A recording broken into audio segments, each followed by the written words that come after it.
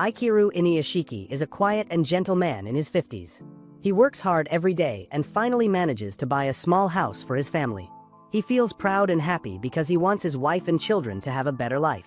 But when he shows them the new home, they look disappointed. His children complain because they expected a big, fancy house like the one next door. They ignore Ikiro when he asks them to unpack their things and instead go out to eat without him. Left alone, he starts unpacking by himself. As he bends down, he feels a sharp pain in his back. He takes a paper from his pocket and looks at it. Turns out, it's his medical report. Later, he quietly orders food for himself and eats alone. On his way home, Ikiro takes the subway. A group of loud students starts acting rude nearby, and for a moment, he imagines standing up to them. But he quickly loses his courage and turns away, too shy and scared to speak. Later, while walking in a park, he finds a small abandoned dog inside a cardboard box. Feeling pity for the poor animal, he takes it home and names it Hanako. His wife and children complain about the dog, saying they do not want it in the house, but Ikiro insists on keeping it in his room. Eventually, Hanako becomes his only real friend. The next day, Ikiro goes to the hospital for a checkup. The doctors tell him terrible news. He has stomach cancer and only 3 months left to live. Shocked and heartbroken, he tries calling his family to tell them, but none of them pick up. Feeling completely alone, he walks to the same park and starts crying. When he goes home later and tries to talk to his family, they ignore him again. His daughter rudely says she does not want to call him her father, and his wife scolds him about keeping Hanako. Feeling broken inside, he takes his dog and goes back to the park. Sitting on a bench, he cries while wondering if anyone in his family would even care when he dies. As Ikiro sits in sadness, a teenage boy stands near him, quietly looking up at the night sky. Suddenly, a bright flash lights up the darkness, and a huge explosion shakes the ground. Hanako barks loudly. Strange robotic voices echo in the air, talking about how they must rebuild the human forms they accidentally destroyed. The next morning, Ikiro wakes up in the same park. He feels confused because he remembers the explosion but not what happened afterward. Surprisingly, he feels healthy and full of energy. His back no longer hurts, and he can see clearly without wearing his glasses. He walks home with Hanako, thinking everything feels different. At the hospital, the doctors are shocked when they test him again. His cancer is completely gone. Ikiro cannot understand it. Later, he notices strange things happening to his body. Steam starts coming out of his skin, and when Hanako licks his hand, his arm suddenly changes into a metal weapon. It looks like a gun. By accident, it fires a small shot that splashes food from his dinner onto the wall. Scared and confused, Ikiro touches his face, and this time his head opens up, turning into a machine with metal parts. He finally realizes he is no longer a normal human but some kind of robot. Trying to remember the explosion, Ikiro returns to the park. He remembers the teenage boy who was there that night and decides to find him, thinking the boy must have gone through the same strange event. While searching, something unexpected happens. A homeless man nearby is talking on his phone, begging his wife to forgive him and give him another chance. He promises to work hard and make her happy. The man smiles as he looks at her picture, feeling hope for the first time in years. At the same moment, a group of teenagers appears in the park. They are cruel and full of bad intentions. Ikiro, using his robotic ears, hears them whispering about wanting to have fun by attacking someone. The homeless man becomes their target. They throw firecrackers at him and laugh as he screams. The man begs them to stop, saying he wants to start a new life, but they ignore him and set his clothes on fire. Ikiro hears everything but at first decides to walk away. His heart fills with fear just like before. But after a few steps, he stops. He realizes he can no longer live like a coward. He turns around and walks straight toward the group. The teens run out of fireworks and grab baseball bats instead. They laugh at Ikiro, calling him an old man, and start hitting him again and again until he falls to the ground. Thinking he is dead, they walk toward the homeless man to attack him next. Suddenly, a strange sound comes from Ikiro's head. A hidden camera activates from the back of his skull, scanning everything around. His robotic system locks onto the teenagers, and bright white energy beams shoot out, knocking them down instantly. The attack leaves the bullies unconscious. The homeless man stares in shock, realizing Ikiro has just saved his life. At the same time, Ikiro's robotic system collects data from the teens' phones and social media accounts. Within seconds, all of their names and pictures appear on the internet and TV news, exposing them to the whole country. The homeless man thanks Ikiro again and again, crying with relief. Ikiro stands quietly. his heart heavy yet full of strange warmth. He never thought he could do something so brave. Even though his body is now made of metal and wires, he feels more human than ever. For the first time, he feels proud of himself. Tears roll down his face, not from sadness, but from joy. He finally understands that having a heart does not depend on being human on the outside. What matters is compassion and the will to protect others. As he walks away from the park with Hanako by his side, Ichiro looks up at the morning sky. The sun shines softly through the trees. He feels alive again, not as a weak man waiting to die, but as someone who has found a new purpose, to use his strange new power to help people who cannot protect themselves. Even if the world sees him as a machine, deep inside, Ichiro Inuyashiki knows he still has the soul of a human being. Ichiro stands in front of the mirror, staring at his reflection. What he sees is not the same old man he used to be. His face opens in strange metallic lines, and his eyes glow faintly. His body is no longer made of flesh and blood, but of metal and circuits. Even though he looks strong, he feels terrible inside. He cannot accept that he has become a machine.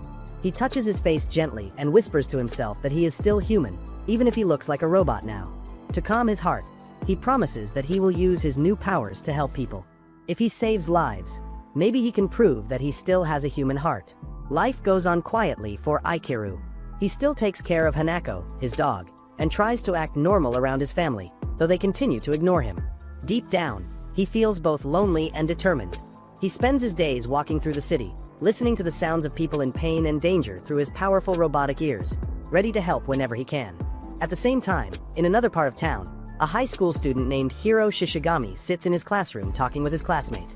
The boy beside him keeps talking about a pretty girl named Mari and how amazing she looks, but Hiro just shrugs. He says he doesn't care about looks, especially if the person is mean inside. Then he notices that his best friend, Ando, isn't in class again. He wonders aloud if it's because Ando was beaten by bullies a few days ago. After school, Hiro decides to visit Ando at his home. When he walks into his friend's room, he finds Ando lying curled up in bed, facing the wall and not saying a word. To cheer him up, Hiro shows him a new comic book, but Ando doesn't move at all.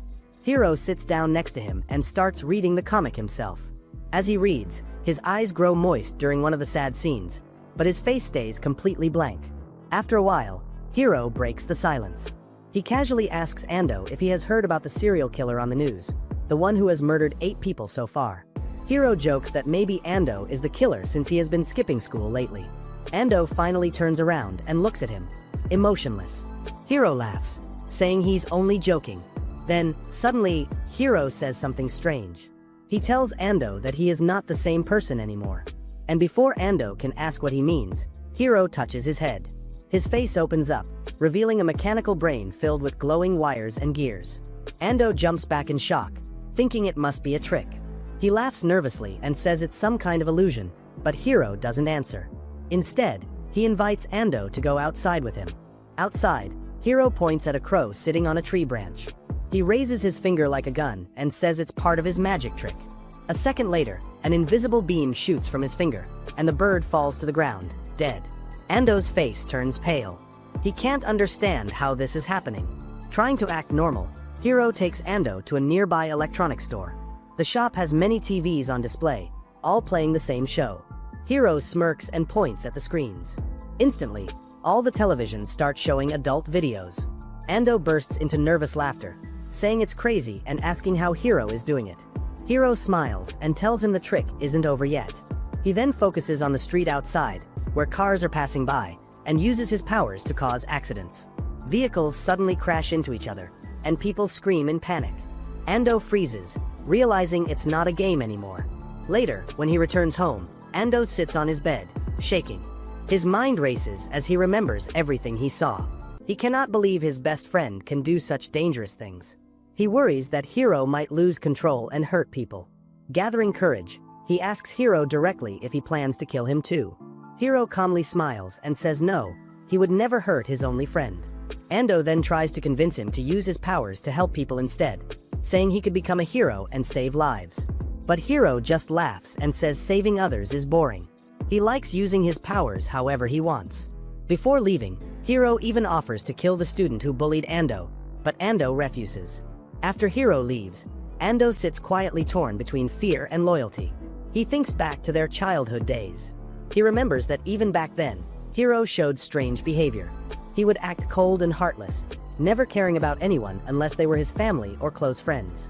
Ando begins to realize that Hiro's kindness has always been limited. Now that he has these godlike powers, that dark side is becoming stronger. Meanwhile, Hiro walks home through quiet streets. His phone rings. It's his mother. He answers cheerfully, his voice full of warmth. He promises her that he will join the family fishing trip this weekend. For a moment, he seems like a normal, loving son. But as he hangs up, his face turns emotionless again. On his way home, Hiro suddenly stops outside a random house. Without hesitation, he opens the gate and walks in as if he owns the place. Inside, a woman notices him and asks who he is. Without saying a word, Hiro raises his hand and fires an invisible shot. The woman drops dead instantly. Calmly, he walks through the house and enters the bathroom, where a man is bathing his young son. The man screams in shock, trying to cover his child. Hiro lifts his finger again and shoots, killing them both in cold blood. The man's dying words are pleas for his son's safety, but Hiro feels nothing. A few minutes later, the family's daughter comes home. She opens the door and freezes when she sees her parents and brother lying lifeless. Crying in horror, she asks why he did it. Hiro ignores her pain and instead asks her what comics she likes to read. When she answers that she likes the same series he does, his interest grows for a second, but soon his cruel side takes over. He injures her just to watch her suffer. At the same time, Ichika sits at home, petting Hanako. Suddenly, he hears something through his advanced robotic ears, a young girl screaming for help somewhere far away. Her voice is full of terror. Ichika immediately runs outside, starts his car, and follows the direction of her voice. But heavy traffic slows him down. Through his sensors, he hears her last breath as she dies. He grips the steering wheel tightly, feeling pain and guilt. When he finally reaches the house, it's too late. The place is silent, and the bodies are already cold. Ichika kneels beside them, blaming himself for not arriving in time. He whispers that if he truly wants to save people, he must act faster. Suddenly, he senses another presence nearby. Hiro stands in the distance, realizing Ichika is still alive. Thinking he missed someone from the family, he points his finger at Ichika and fires. The blast throws Ichika backward, hitting the wall. Smoke rises, but after a moment, Ichika slowly stands up again, unharmed. Hiro's eyes widen in surprise as he realizes that the old man before him is not an ordinary human either. Terrified after his fight with Ichika, Hiro uses his robotic powers to fly away into the dark sky. His metal body releases bursts of energy from his back, allowing him to escape before Ichika can catch him. Meanwhile, Ichika finally finds the young man he has been searching for, but he is shocked by what he sees. Instead of a kind person like he hoped, the boy is cold and full of hatred. Ichika realizes this is the same person killing innocent families. Later that night, Ichika wakes up sweating from a nightmare. In his dream, he keeps seeing the family he failed to save, their faces full of fear. He sits on the edge of his bed, blaming himself for being too slow. When he turns on the TV, the news shows updates about the murders that happened. He clenches his fists, wondering if he can really stop this heartless young man before more people die. At school, Hiro sits quietly, his mind on the old man he fought. He thinks about how Ichika survived his invisible blast. He thought the man would die instantly, but instead, he stood up again. Hiro frowns and wonders if his finger gun is broken or if that man is something more than human. To distract himself, he visits Ando again, trying to convince him to return to school. Ando sits in his room reading comics, lost in his thoughts. When he turns a page, he accidentally cuts his finger. Without thinking, Hiro grabs his hand, and the wound closes instantly. Ando looks at his healed finger in disbelief. Hiro smiles slightly and says he can probably cure serious diseases like cancer if he wants to. Then his face darkens, and he adds that even with his powers, he can't fix the pain inside people's hearts. Ando doesn't reply. He just lowers his eyes, clearly not interested in school or anything at all. On the other side of town, Ichika walks home after work. As he passes under a bridge, he sees a group of troublemakers harassing a man.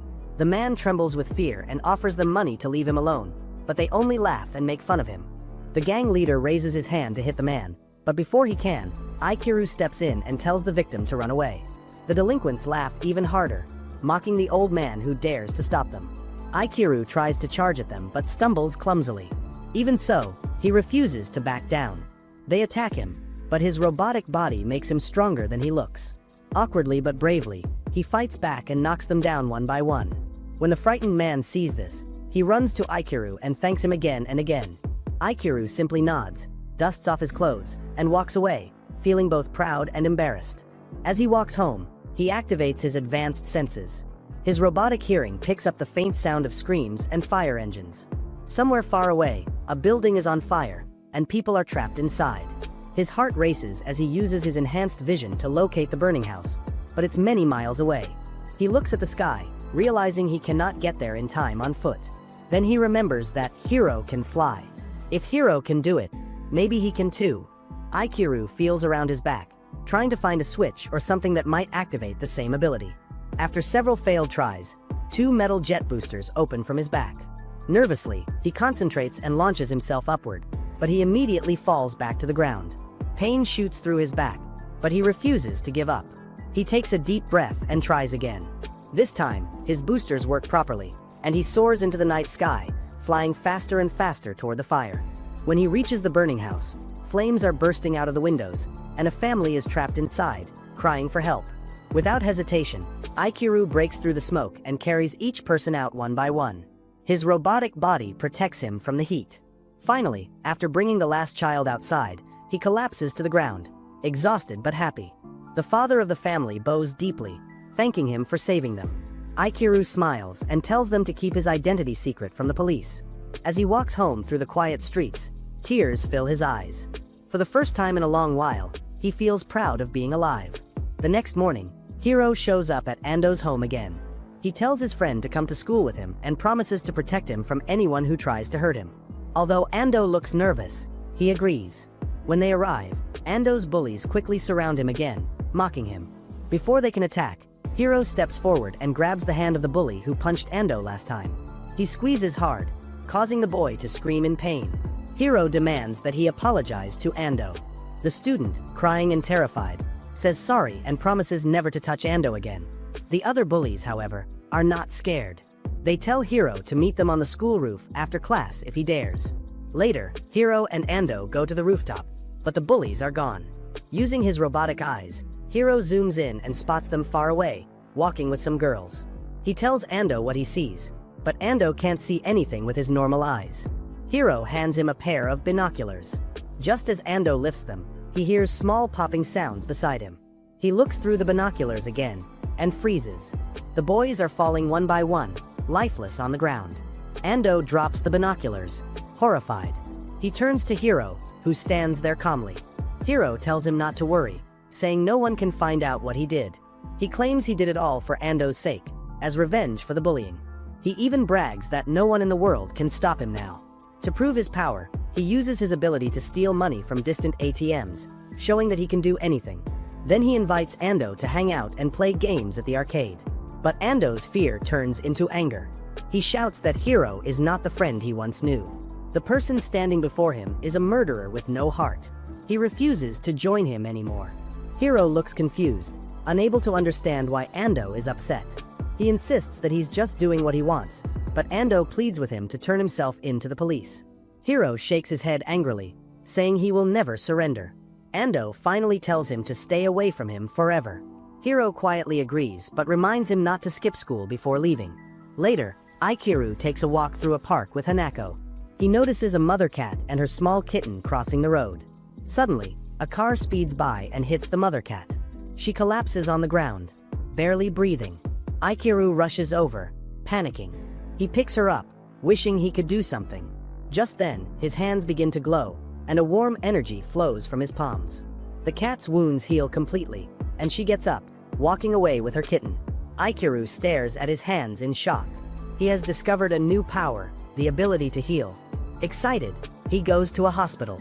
Inside, he uses his gift to cure several patients who are near death. As tears of joy fill their family's eyes, Ichiro smiles, grateful that he can finally save lives properly. But somewhere else in the city, Hiro grows colder and angrier after his fight with Ando. Feeling rejected, he begins another killing spree. He walks into random houses, shooting families without mercy. When he steps outside, he spots some children playing on the street. Without hesitation, he raises his finger again and fires invisible bullets, ending their laughter in an instant. A young and kind woman named Fumino works in an office where one of her co-workers invites her to join a group date. Fumino politely says no, explaining that she already has a boyfriend. Curious, the co-worker asks about him, and Fumino happily says that her boyfriend is a simple office worker who earns an average income. The co-worker laughs a little, thinking that if he isn't rich, then he must at least be very handsome. But when Fumino's boyfriend, Satoru, later visits her at work, the co-worker looks surprised and disappointed because Satoru doesn't match her expectations. He looks plain and shy, not what she imagined at all. After work, Fumino and Satoru go back to their small apartment together. The place isn't fancy, but it feels warm and full of love. Fumino notices that Satoru seems nervous and quiet. When she gently asks if something is wrong, he suddenly takes out a small box and proposes to her. Shocked but overjoyed, she says yes right away and hugs him tightly. The next morning, Fumino can't stop smiling at her desk. Her co-workers notice how bright and happy she looks, but she doesn't tell them about the proposal yet. As she walks home later, she doesn't realize that a man is secretly following her from a distance. While chatting with Satoru on the phone about their dinner plans, a black van suddenly stops in front of her. Several men in dark clothes jump out and grab her before she can scream. They cover her mouth and force her inside the van as it speeds away. When Fumino wakes up, she finds herself in a strange and dimly lit room. She feels dizzy, weak, and terrified to see that her clothes are gone. In front of her stands a man with tattoos and a cruel smile, the Yakuza leader, Samejima. He slowly walks toward her with bad intentions. Fumino, filled with fear, pushes him away and runs to another room where she finds a sword hanging on the wall.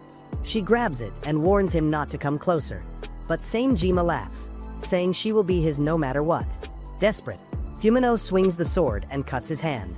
Furious, Samejima screams while his men rush to help him. Taking advantage of the moment, Fumino runs out of the building and manages to escape. Later that night, she arrives home in a taxi, her hair messy and her face pale. Satoru runs to her in worry. Shaking, she tells him everything that happened, the abduction, the leader, and how she barely escaped. Satoru immediately says he will call the police, but Fumino stops him. She explains that the gang injected her with some kind of drug, and she fears the police might not believe her or might even blame her. Overwhelmed, she breaks down crying. Satoru hugs her tightly and swears that he will protect her from now on. But before they can calm down, the apartment door suddenly bursts open. Samejima and his men storm in, demanding that Fumino return with them. Terrified, she hides behind Satoru, who steps forward bravely despite shaking. He offers them all the money he has if they just leave her alone. Samejima laughs loudly, calling him pathetic and ugly. When Satoru offers even more money, Samejima grabs him by the neck and starts choking him slowly. Fumino screams helplessly as her fiancé's life slips away. Just then, something crashes through the window. It's Ikiru, an older man with a robotic body who had sensed the trouble. Angry at the sight, he shouts that such evil people deserve no mercy. The Yakuza pull out their guns and start shooting. Ikiru fights back, moving fast and strong, defeating the men one after another. Samejima shoots him multiple times, and Ikiru falls to the floor, motionless. When Ikiru finally wakes up again, the room is quiet and filled with smoke. He sees Satoru lying beside him, not breathing. Panicking, he tries to heal him, but nothing happens at first. Tears fill his eyes as he refuses to give up. He keeps trying to restart Satoru's heart, begging him to live. After a while, Satoru suddenly gasps for air and opens his eyes.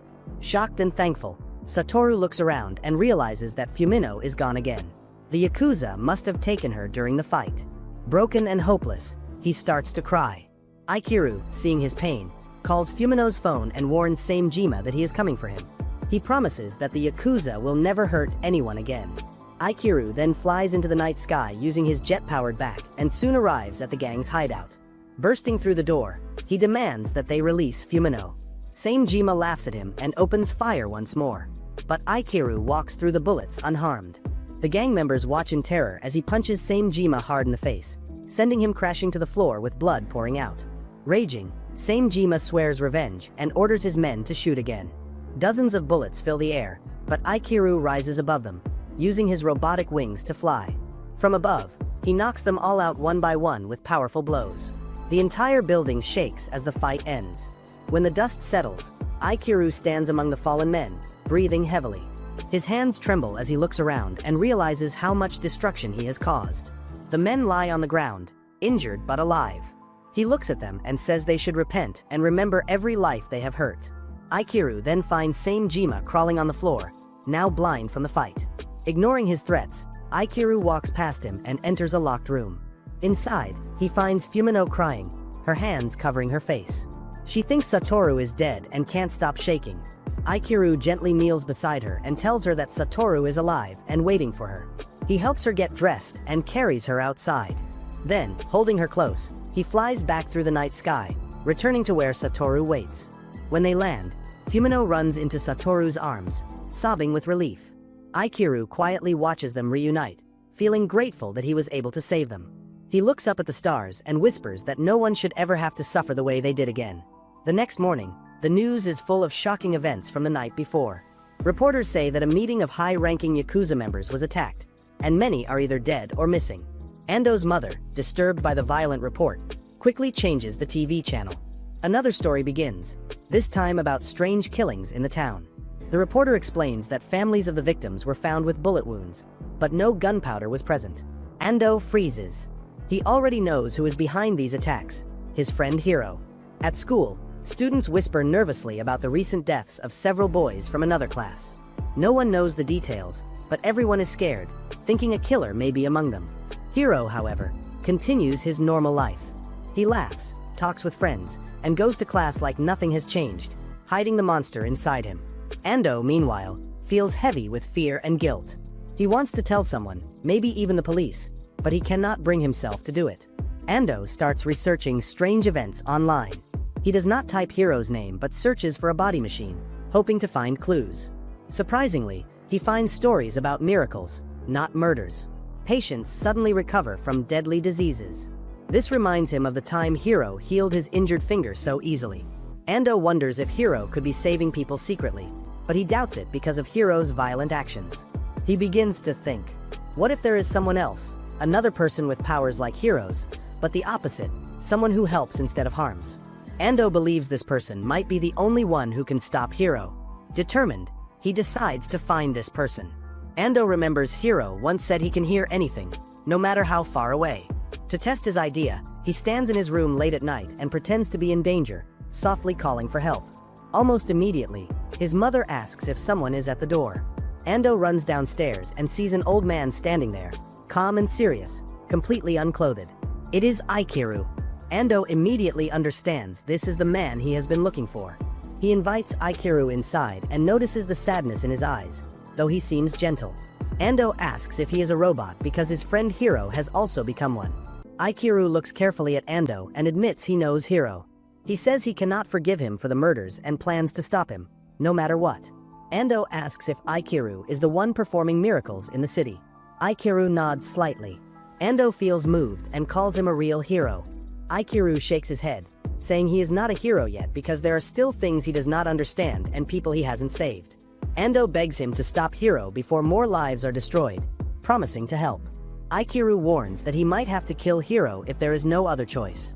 Ando looks down but stays firm, saying Hiro is no longer human, only a killing machine. Seeing Ando's sadness, Aikiru tells him that he is not heartless. Even though he is made of metal, he feels more human than many people. Ando hears this and feels courage rise inside him. Aikiru smiles and leaves. The next day, a girl named Cheyenne Watanabe talks to Hiro at school. She blushes and admits she likes him because he defended Ando from bullies. Hiro smiles faintly but does not answer her. Later, he goes home. His father greets him warmly and apologizes for canceling a fishing trip. His half-siblings run to him, asking for the comic books he promised. They celebrate his little brother's birthday together, eating and laughing. That night, Hiro goes to his mother, who fell asleep waiting for him. She wakes and tells him something sad. She has pancreatic cancer that has already spread to her lungs. Doctors say she has about a month to live. She contacted his father, who will take care of Hiro and pay for college. She cries softly, saying she does not want to leave him alone. Hiro hugs her and promises she will be fine. He places his hands on her body and uses his power to heal her. Meanwhile, Ando flies with Aikiru above the city. Aikiru tells him that one of his daughters studies at the same school as Ando. They land in a junkyard so Aikiru can train. He explains that his attacks often happen automatically, and suddenly, his arm turns into a cannon. A huge energy blast destroys a pile of scrap metal, leaving a large crater. Ando cheers, telling him to use his power more explosively. The next morning, Hiro's mother calls. The hospital confirms her cancer is gone. Hiro smiles and proudly tells her he earned 3 million yen through online trading and suggests moving to a bigger apartment. She hesitates but agrees. Hiro hides that he actually stole the money using his powers. Elsewhere, Ikiru and Ando secretly go to a hospital to heal sick people. Ikiru moves from room to room, curing children and adults. Ando stands guard, amazed, whispering that Ikiru is the real hero the world needs. That evening, Hiro and his mother watch the news. The anchor reports on the unsolved killings. His mother sighs, wondering how someone could be so cruel. Hiro asks what she would do if her own son was the killer. She says softly that she would follow him into the afterlife because she could not abandon him. Before Hiro can respond, the news breaks that a witness claims to know something about the home invasion cases. His mother looks at him, unaware that he is the killer.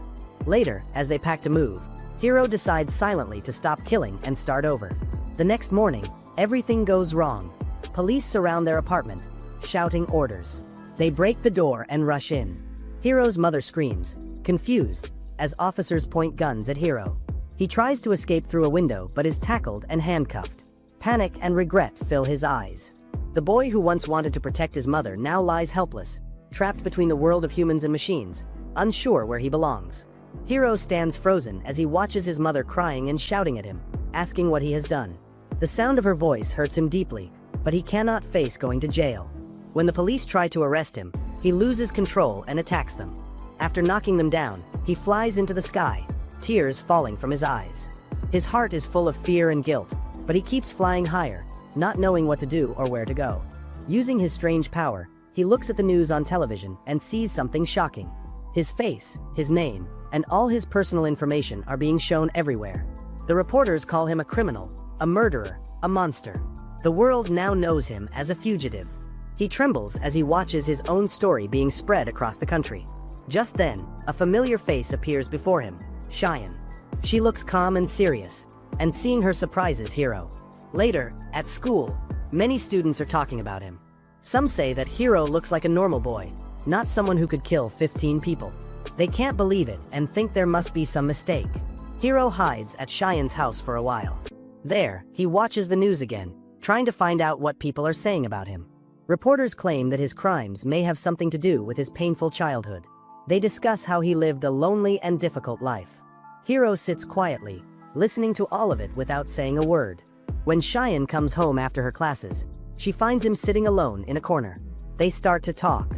Cheyenne opens up about her life and tells him that both of her parents died from cancer. She adds that she might not live long either. Hiro listens but shows no emotion, which makes her a little uncomfortable.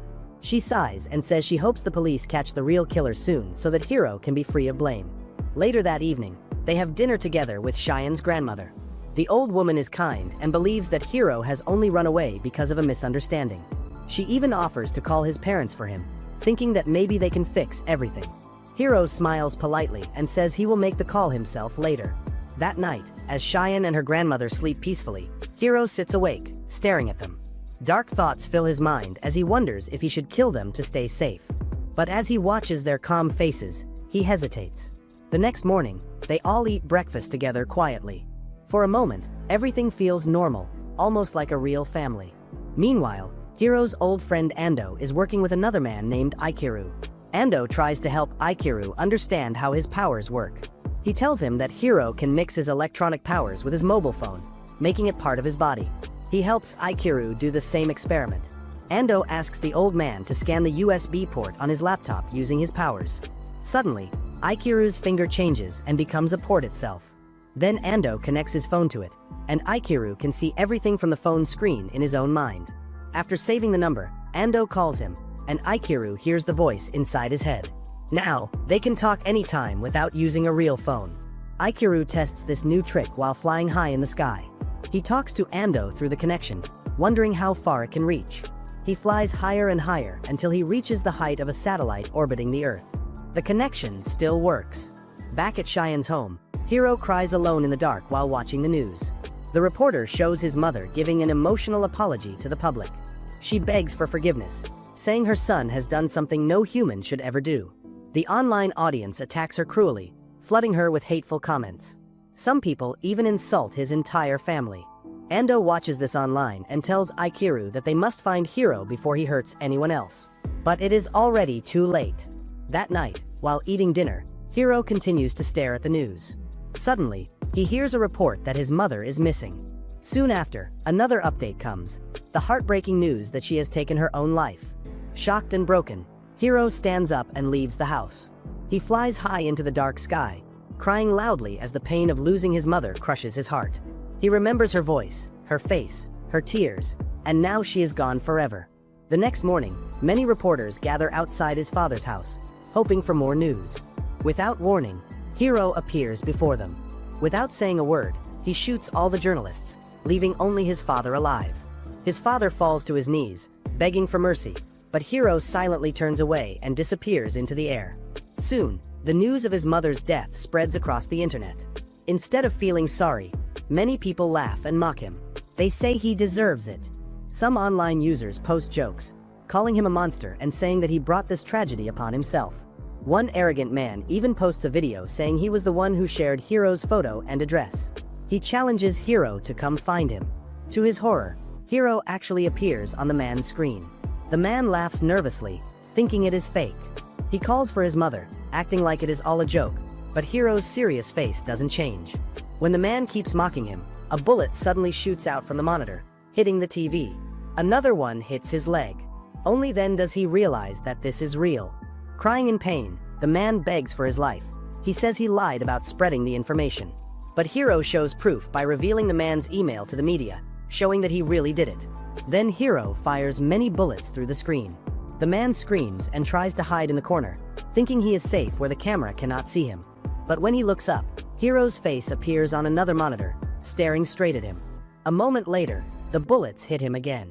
After that, Hiro uploads a recording of the whole event online. In the video, he promises to punish every person who joined the online bullying. Some viewers think it is fake and make fun of him in the comments. But the moment they post something hateful, they are shot dead, no matter where they are in the world. People begin to panic as one after another. Online users fall silent forever. It doesn't matter if they are young or old, man or woman, near or far. If they insult or mock Hiro or his family, they die instantly. The world now realizes that Hiro is not just a murderer but someone with terrifying power. He becomes both feared and hated. The boy who once cried for his mother is now a symbol of horror to everyone who dares to speak against him. At the Watanabe house, Cheyenne grows more worried when her grandmother lets Hiro come back inside. She watches him carefully, thinking about why he stayed out so long. She offers him help and support, saying he can talk to them whenever he wants. Hiro stays quiet and goes to bed that night, crying softly before falling asleep. His heart feels heavy, and his mind is full of sadness and guilt. Before everything changed, Hiro lived like a normal boy. He spent time with friends, laughed at small things, and rode the train home every day. Life was calm and simple. One day, while waiting at the station, he saw a man walk onto the train tracks without noticing. The train came fast, and Hiro felt something inside him break. That image stayed with him forever. The next morning, Cheyenne's grandmother checks on him, but Hiro does not move or speak. She sighs and continues her day. At school, Cheyenne sees students talking about Hiro's story. His crimes are on the news, and everyone has an opinion. Some call him evil, others think he is misunderstood. Hiro spends the whole day in bed, not eating or moving. Late at night, Cheyenne quietly goes to his room. She tells him things will get better once the police find the real killer. Her words surprise Hiro, and he realizes she does not know the truth about him. He decides to tell her everything. He admits that he is the killer. Cheyenne is shocked and cannot believe it. Hiro explains in a soft, empty voice that he has taken many lives, visiting different houses every week. He says he does not feel human anymore. Hiro remembers the night long ago when he died in a park. When he woke up, his body had changed. He feels like a machine made of metal, without a real heart or soul. Since then, he has only known fear and darkness. He recalls the man on the train tracks. While others screamed or took pictures, Hiro saw a strange light fade from the man's body. That moment changed him. From then on, he decided to follow the light, even if it meant doing terrible things. He picks up a small box cutter and tells Cheyenne that sometimes he feels an uncontrollable urge to kill. Every time he does, he feels a piece of his lost humanity return. He cuts his arm, but the blade does not pierce his skin, showing he is not fully human. Cheyenne shakes her head and tells him he is still human. Hiro opens part of his shirt to show the cold metal inside. He wants her to understand what he has become. Suddenly, he grabs Cheyenne and flies out the window into the dark sky. She screams as they rise higher. Hiro says the world has turned against him and that everyone hates him, so he might destroy it all. Cheyenne cries and begs him to stop. She tells him she does not care what he has done. She only wants him to stay with her and her grandmother. Her words confuse him. He does not understand why she still wants him after knowing the truth. Her crying touches something inside him. He holds her closer and promises to stay with them forever. He admits he cannot undo the lives he has taken and cannot turn himself into the police. Cheyenne keeps crying, unsure what to do. Hiro quietly asks what she wants him to do. She does not answer, but after a pause, Hiro decides he will try to do something good for once. He promises to save people instead of hurting them. Cheyenne feels a small spark of hope. When they land near the house, she hugs him tightly. Hiro feels a small warmth inside, the first he has felt in a long time. In the city, a woman named Nakao works quietly in her office. Her boss invites her to lunch and asks if she is still receiving cancer treatment. She nods sadly, explaining her condition is terminal and she only takes painkillers. She has no family and spends her remaining time working. Her boss shows concern and tells her to ask for help if needed. That evening, Nakao rides the bus, looking out at the happy people in the city. Couples laugh, children play, and she realizes how lonely she is. Tears fall as she quietly wishes she could live longer. That night, she sees an unusual post online. It says that people with terminal illness can contact the poster for help. It might be a scam, but she decides to try. The next day, she meets Hiro. He arrives slightly late but smiles kindly. He takes her hands, and a soft glow surrounds them. Moments later, he tells her she is healed. He asks her to visit a hospital the next day to confirm. The following morning, Nakao returns to her office fully healthy. Her boss is shocked. She posts her story online, and more people contact Hiro, asking to be healed. Some doubt him, but others have nothing left to lose. Hiro continues helping people, one by one. His good deeds spread across towns and cities. People start calling him a miracle worker. 2 months pass. He is still wanted by the police, but no one catches him. Students at school continue gossiping, wondering where he is now. At night, Hiro and Cheyenne fly together under the moon. He spins and dives in the air, making her laugh. She no longer cares if people see them. He hugs her in midair and promises to stay with her forever. Back home, they have a quiet dinner with Cheyenne's grandmother and go to bed early. The house feels peaceful, as if nothing bad will happen again. But outside, dark figures move silently toward the Watanabe house. They wear black clothing and carry weapons. These are trained soldiers, not ordinary people. One by one, they approach the house, ready to attack. Inside, Hiro, Cheyenne, and her grandmother sleep peacefully, unaware of the danger waiting at their door. Late at night, Cheyenne quietly gets up to go to the bathroom. Everything seems normal at first, but as she walks back to her room, she suddenly freezes in shock. A group of soldiers is standing inside the house, their rifles pointed directly at her. The red dots of their laser sights glow on her chest. She gasps in fear, realizing instantly why they are here. Without wasting a second, she shouts at the top of her voice, telling Hiro to run away. The soldiers react immediately. Before anyone can move, they open fire. Cheyenne's grandmother is hit several times and collapses to the floor.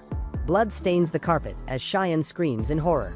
The soldiers rush toward her next, dragging her outside. Neighbors and random people nearby stand frozen on the street, unable to move as they hear the sound of gunfire echoing through the night. Inside the house, Hiro wakes up and sees what's happening. His eyes widen in shock as he sees the lifeless body of the woman who had taken him lying on the ground. Cheyenne is outside, crying as she's pulled away. The soldiers spot Hiro and immediately open fire on him. Bullets pierce through his body from every direction, but instead of dying, his anger grows. His eyes glow with fury as he lets out a loud scream. In a burst of rage, Hiro's body explodes with energy. He blasts a huge hole through the wall, the shockwave throwing soldiers backward. Dust fills the air as he rushes to Cheyenne and her grandmother, carrying both of them in his arms. Blood drips from his wounds as he flies into the night sky, ignoring the pain. He lands at a quiet park, laying their bodies gently on the ground. Tears fall down his face as he apologizes again and again for what happened. His hands tremble as he whispers that he never wanted this to happen to them. The next morning, news channels across Japan are filled with new headlines. Broadcasters report that a massive asteroid is heading toward Earth. Experts say it's moving fast and will hit soon, possibly causing worldwide destruction. At school, students are no longer talking about Hiro's crimes. The news of the asteroid has taken everyone's attention. People worry about the end of the world, forgetting the boy who once terrified them. Meanwhile, in a government building, a group of officials has dinner together. They talk quietly about the chaos caused by Hiro. One of them mentions that he destroyed a whole squad of elite soldiers all by himself. Another says this kind of threat is beyond their power or pay grade. They agree that capturing him might be impossible. At the same time, Ando walks home when Mari, Aikiru's daughter, follows him out of curiosity. She starts asking him questions about his father. At first, her tone is friendly, but it quickly turns sharp when the conversation changes to Ando's dream of becoming a manga artist. She scoffs at him, calling him greedy because his family is already rich. When Ando tries to explain that his dream has nothing to do with money, she gets angry and walks away. Later that evening, Aikiru talks to Ando in his room. He recalls how his daughter used to cling to him when she was little, afraid he might die because of how old he looked. Ando tells him that Mari is now one of the most popular girls in school and acts like she's too good for most people. In her own room, Mari sits angrily at her desk drawing manga panels. Her hands shake as she remembers Ando's words.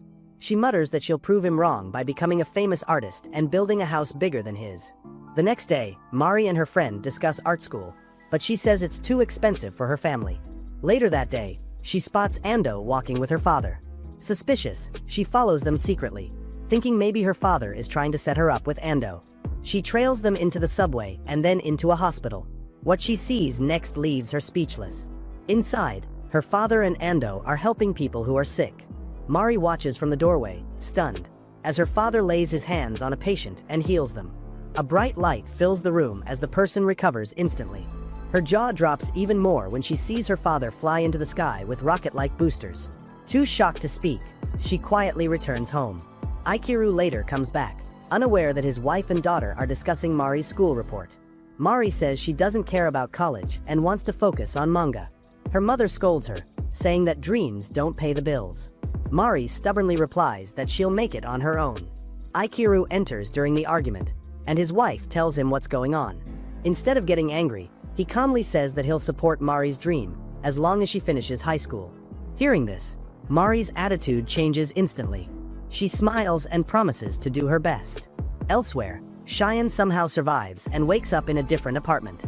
Her grandmother is alive too, though both are badly hurt. They receive a message on Cheyenne's phone showing that 500,000 yen has been sent to their bank account. It seems Hiro transferred the money to help them. Meanwhile, Hiro appears at a police station. He quietly walks up to a guard and tells him to take a closer look. When the man realizes who he is, his face turns pale with fear. Before he can even move, Hiro kills him instantly. Within minutes, everyone inside the station meets the same fate. Some surviving officers move carefully through the building, following the trail of bodies. When they find Hiro, they open fire non-stop, but when they run out of bullets, he rises again. His eyes glow red as he uses his finger like a gun, shooting energy blasts that cut through the air. The officers fall one after another. Their commander rushes in, trying to take Hiro down with his bare hands. But Hiro's strength is too great. He throws the man aside with ease. Breathing heavily, Hiro tells the few survivors that they were planning to hunt him down anyway, so he just saved them the trouble. One wounded officer shouts that the entire police force will keep chasing him until the end. Hiro spares the man's life but tells him to watch closely as he destroys everything they stand for. When he steps outside, hundreds of armed officers surround the building. A sniper fires first, hitting Hiro and sending him crashing backward. Dozens more join in, filling the air with gunfire. The entire scene is broadcast live on national television. People watching at home are shocked, wondering why so many men are shooting one boy. Moments later, the newscaster announces that the suspect has been killed. But as the rain begins to fall, something inside Hiro sparks again. His eyes open slowly. He stands up, and massive cannons rise from his back. Before anyone can react, beams of white light shoot out, cutting through every soldier around him. The explosions light up the sky. When the dust settles, Hiro collapses. His body lies still in the rain. A few drops of water fall into his open mouth, and suddenly, his systems power back up. He sits up slowly, steam rising from his body. He looks around at the destruction, and then turns to the only surviving officer, the one he spared earlier. The man lowers his weapon and admits defeat. Hiro doesn't say much.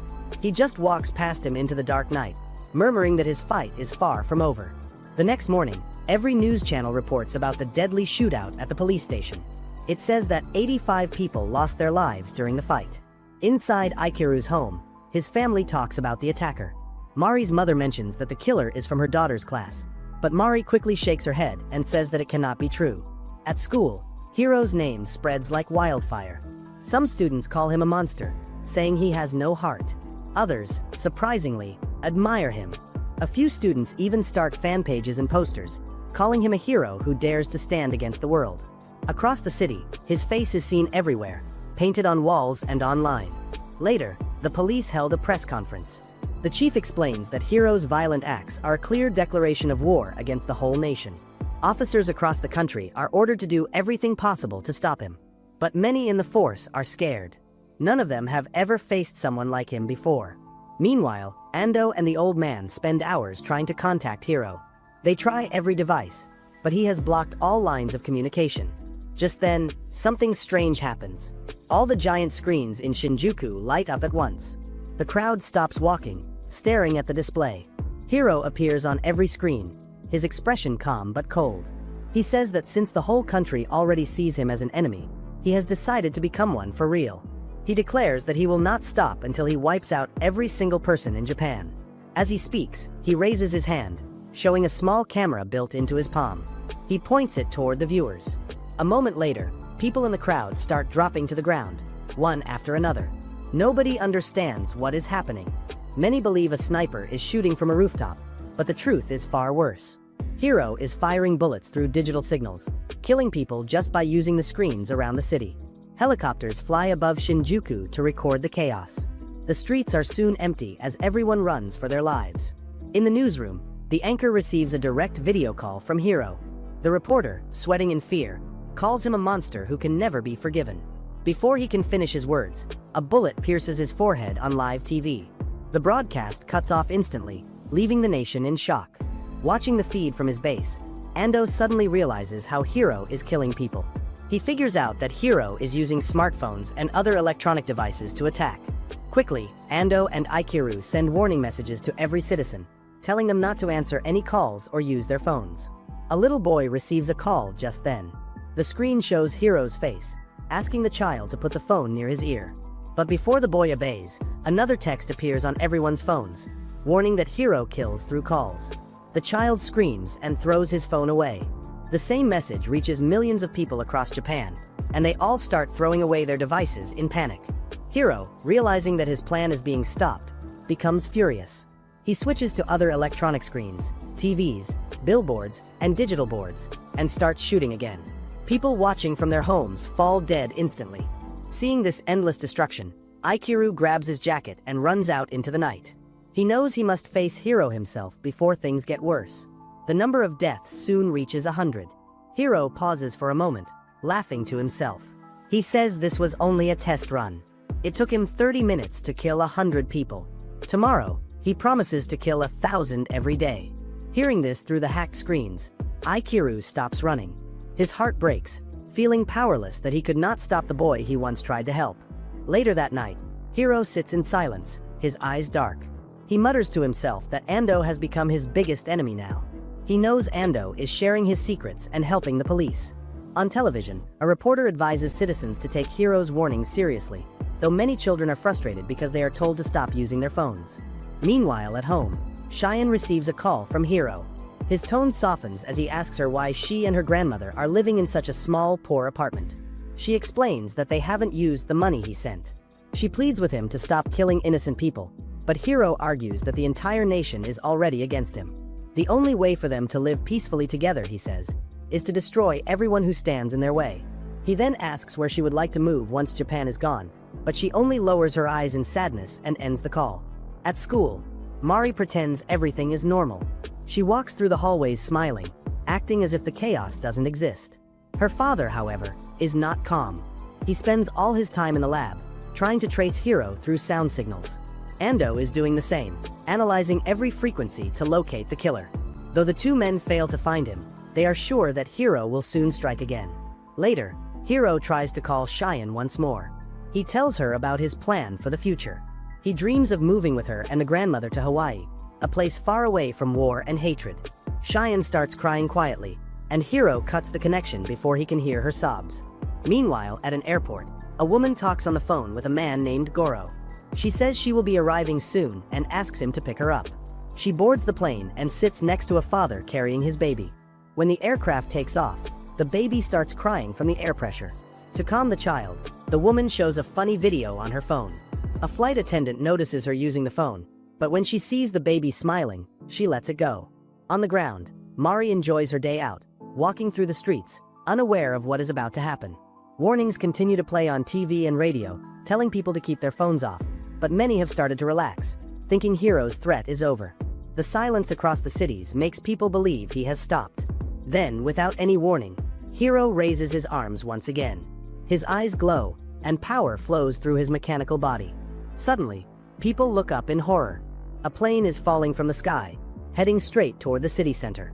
It crashes violently into the streets, filling the air with smoke, flames, and screams. Ando, watching from a rooftop, stares in shock as the massive explosion lights up the horizon. He knows exactly what has happened. Hiro has just turned his threat into reality. In Tokyo, office workers rush to the windows, staring at the rising smoke in disbelief, wondering if this is the end of peace forever. Screams fill the city as people run in fear. Many are on their phones, saying last words to their families. Outside, several planes fall from the sky, crashing into buildings and streets. Explosions light up the city, causing chaos everywhere. Mari is in a tall building, enjoying her free time, when she looks up and sees a plane heading straight for her. Her eyes widened in terror. At the same time, Ichiro flies into the sky, looking down at the burning city. Smoke and fire cover everything, and his heart breaks, knowing he is too late to stop the first wave of destruction. Before he can act, his phone vibrates. Ando calls, panicked, warning that a second wave of planes is coming. He begs Ichiro to stop them before it is too late. High above, Hiro moves his arms, controlling the planes like a conductor guiding music. Inside one plane, a woman watches the other aircraft around them dropping fast. Suddenly, her plane shakes violently. Passengers float from their seats as the jet dives. They scream and cling to each other. Just before the plane hits the ground, Ichiro appears and uses his power to stop the crash. He cannot fully control it, and a wing breaks off mid-air. Hiro notices interference and realizes someone is fighting against him. Ichiro finally guides the second wave of planes safely down along the shore. Relieved, Ichiro sighs, but his calm does not last. His phone rings again. This time it is Mari. She is crying and tells him she is trapped in a burning building on the Shinjuku observation deck. Ichiro prepares to save her but freezes when he hears a familiar voice behind him. Hiro stands there. Ichiro turns slowly, shocked. Hiro's eyes are filled with anger. He raises his hand and attacks, but Ichiro takes the hit without flinching.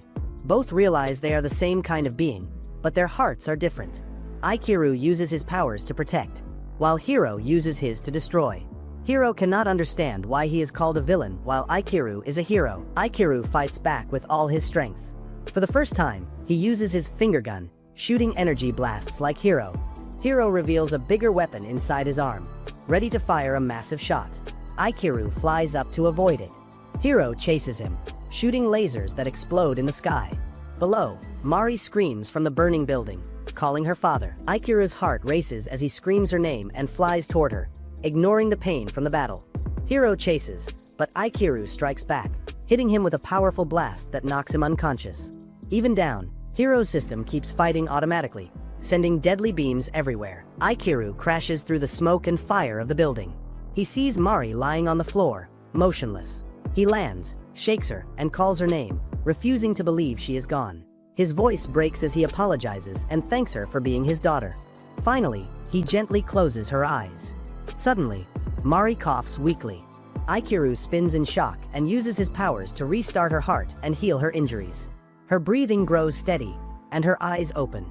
Tears fall as she hugs her father tightly. He whispers that everything is okay and carries her outside to safety. Paramedics take her in, and Ichiro flies back into the city, Videos of Aikiru carrying people from the wreckage spread online. Ando watches and cries, realizing his friend has become a true savior. Elsewhere, two women find Hiro's broken body in the rubble. He is barely alive.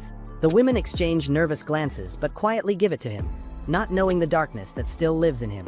Aikiru comes home and carefully opens the door to the living room. His family is standing there, looking frozen. On the TV, news shows him saving people. They ask if it is really him. Aikiru kneels and apologizes, then opens his mechanical body, telling them he might not be the same person they knew. Seeing their shocked faces, he gets up to leave, but his wife stops him. She asks about their honeymoon and hugs him tightly. After he tells her the story, Mari cries, shouts that it's really him, and begs him to stay. The next day, everyone talks about how Aikiru saved 33 planes and many people. Ando smiles as he hears this and goes about his day. When he returns home, he is surprised to see Hiro in his room. Hiro says the old man was very strong. He says he is fine and leaves. The old man shows up, but the criminal is already gone. The young man checks the internet and sees people are calling for Aikiru to be executed. Later, he follows Cheyenne and her grandmother to their apartment but leaves quietly, hiding from them. At the Inuyashiki house, the family talks about how Aikiru is not recognized at work. The youngest son feels uncomfortable while others talk about Hiro and bully him for being poor. The next morning, the family has a happy breakfast. Mari shares that she submitted her work to a publisher. They go to a river and enjoy time together. Suddenly, the TV shows a message from President Donald Trump. The asteroid they tried to stop will hit in 3 days. In the Inuyashiki home, the family talks about facing death together. Ando and Aikiru did not expect this, but Aikiru decides to try until the end. Thinking of his family, he promises to come back. Aikiru fills up on water and says goodbye. Mari catches him and makes him admit his plans. He walks out determined, but she holds him, wanting him to stay. The rest of the family watches, and Hanako runs after him but cannot follow.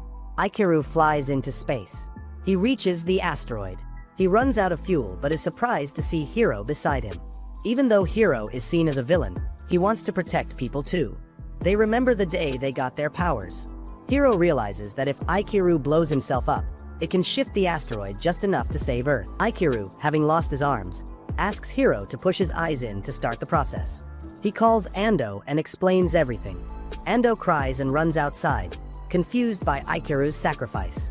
Aikiru pushes his eyes in, and the self-destruct begins. The explosion shines over Japan. Hiro mourns, and the dust clears. A new simulation shows the asteroid is still on course. Hiro knows another self-destruction is needed. He promises Ando that he will see him tomorrow but stays on the asteroid. He pushes his eyes in, accepts his fate. The asteroid is destroyed, and everyone is safe. Later, Mari goes to a convenience store and flips through a manga. She is shocked to see her work has won the contest she wanted. She runs to her mother, excited to share the news. That's all for today, my fellow men of culture. Make sure to like and subscribe the channel for more content.